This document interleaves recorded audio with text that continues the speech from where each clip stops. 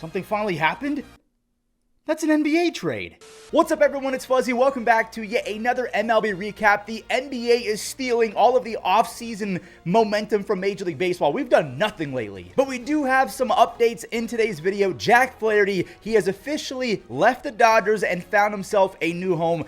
Kind of. We also have an update on Shohei Ohtani and the timeline on when he's expected back in the starting rotation. The Mets, they just grabbed a former first rounder, and the Padres, they've made something official as well. Xander Bogaerts, he's moving back to shortstop, so maybe that'll fix his bat now that he's back at the position he's always played. So we'll talk about all of that and more in today's MLB recap. If you're brand new to the channel, hit that subscribe button. We do this almost every single day. And also, don't forget that recap is brought to you by SeatGeek. Use code Fuzzy to save 20 bucks off all of your tickets, and my code Fuzzy on Underdog Fantasy gets brand new users, if you download to your phone, a bonus credit up to $1,000 and a free pick'em on me. You're welcome. Real quick, I'm going to jump in. This is Editor Fuzzy. This move happened after I recorded today's video. So Alex Faedo, who was recently DFA'd by the Tigers, it's been confirmed he has been traded to the Rays. They're about to turn this guy into a wizard. Faedo has some of the best whiff stuff in all of Major League Baseball. He turned in a 3.61 ERA last year in 57 innings with the Tigers. He could be a starter. He could be a back of the bullpen type of guy. He has a wicked slider, one of the best in baseball. He's a tall guy, and in return, the Tigers are getting a young prospect, a catching first base prospect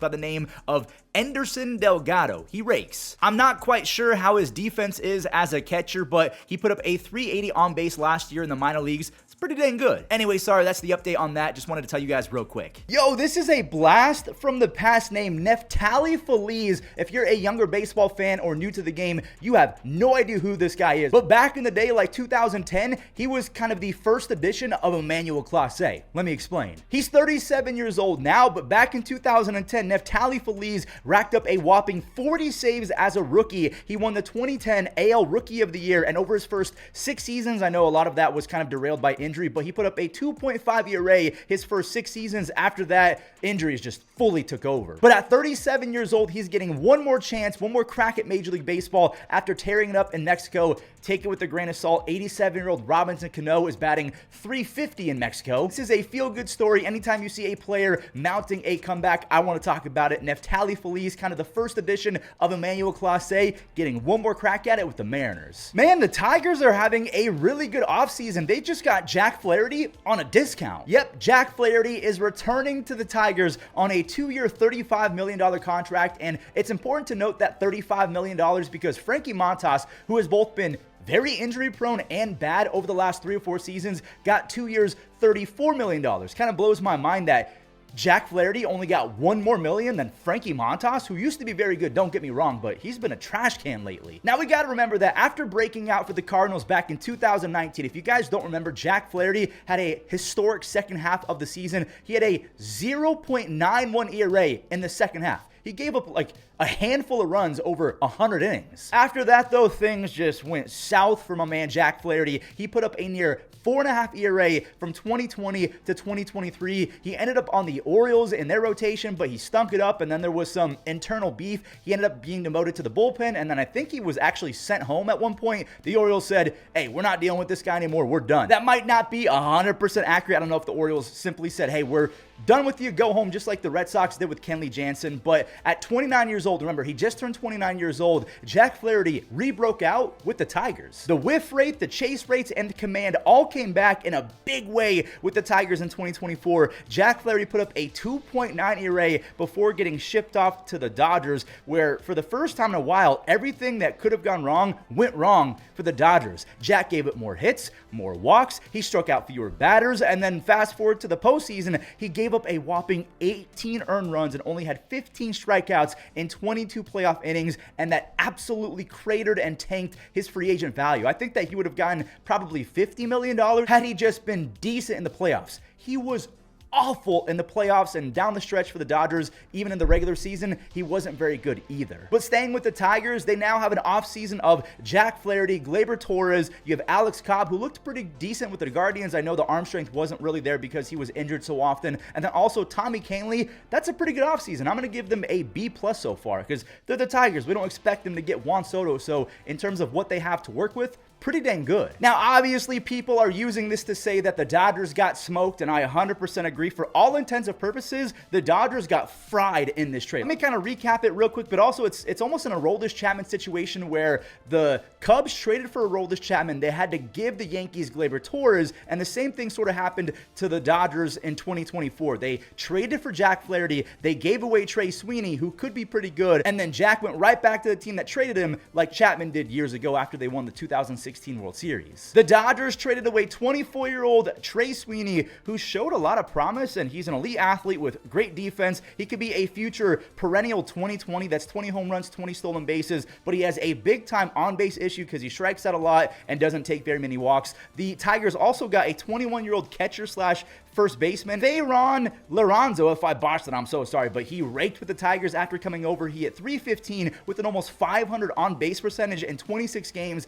Granted, it was A-ball, but that's insane. So, yeah, the Dodgers did get cooked in this trade. They could have brought him back, but we have to keep in mind the Dodgers, they willingly let Jack Flaherty go. So they fully accepted that, hey, we lost this trade. We do not think that he's worth that $35, $40, $50 million that he's asking for. He cost us in the playoffs, but we overcame him. Like, we won despite having Jack Flaherty on the roster. So because we just brought up the Dodgers, let's talk about the update on Shohei Ohtani. The reports are saying that his shoulder surgery, so we know that he slid into second base and he kind of popped that left shoulder. So we know he's recovering from Tommy John. Well, it's like a different surgery, a UCL reconstructive surgery on his right elbow. And now going to the other side of the body again, he's fixing that torn labrum in his left shoulder. He's calling it a complicated surgery, but according to Dave Roberts, the manager of the Dodgers, Shohei should be back in the rotation by May, but he's also indicating that it could be sooner. So Ohtani, the freak of nature, the unicorn, he's not of this earth. He should be back in the rotation by May at the latest. Soon to be 28-year-old Nick Madrigal, the 5'8" short king himself. We always have to showcase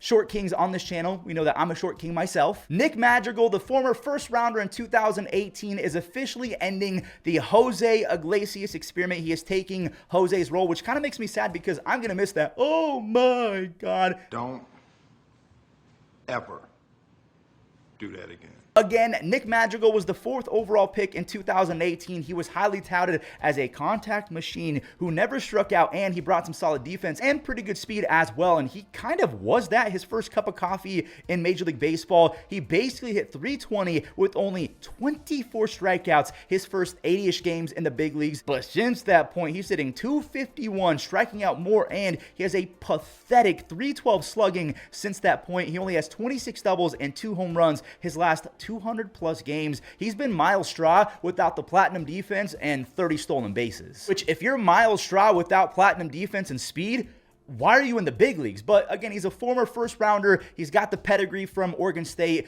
where Adley Rutschman went and a bunch of other guys went. The Mets, they're simply taking a flyer because he's cheaper than Jose Iglesias, who was really good last year. It's also a split contract, so if he makes the big leagues, cool. He's not going to get that much money. If he doesn't, also fine. The Mets don't care. Xander Bogaerts is officially going back to be the full-time shortstop for the Padres, and this is where I want you guys to give me some feedback in the comments down below. Do you think that primary positions matter for a baseball player? Like, do you think Xander Bogaerts is now going to be a better hitter because he's playing a position he's always played? Do you think that defense really matters in terms of the general mindset of a baseball player? Like Jake Cronenworth, we know that he used to be pretty much the primary second baseman for the Padres. Then Ha-Seong Kim showed up, took over shortstop. Xander had to be the second baseman, and Jake was the first baseman. Ever since he's been playing first, he has not been that great in the box. And one example I want to bring up is Joey Gallo. We know that Joey Gallo has been basically awful over the last few years, but I was really bored this offseason and I was doing some research about Joey, and I noticed that in 60 career games as a center fielder, he has a 950 OPS. That's not a really small sample size. 60 games is a lot. That's basically all of the 2020 season. We also have examples of Giancarlo Stanton and Christian Yelich saying that they feel like the best version of themselves, both as just a baseball player or a hitter in general, when they're playing a defensive position, when they're playing their primary position. Yelich in left field, Stanton in right field in some capacity. They said that they actually feel better about the way that they approach the game when they're more active in playing their primary spot. So do we think that Jake Cronenworth going back to second base where he was raking back in the day in 2021 and 2022 as the Padres' primary second baseman?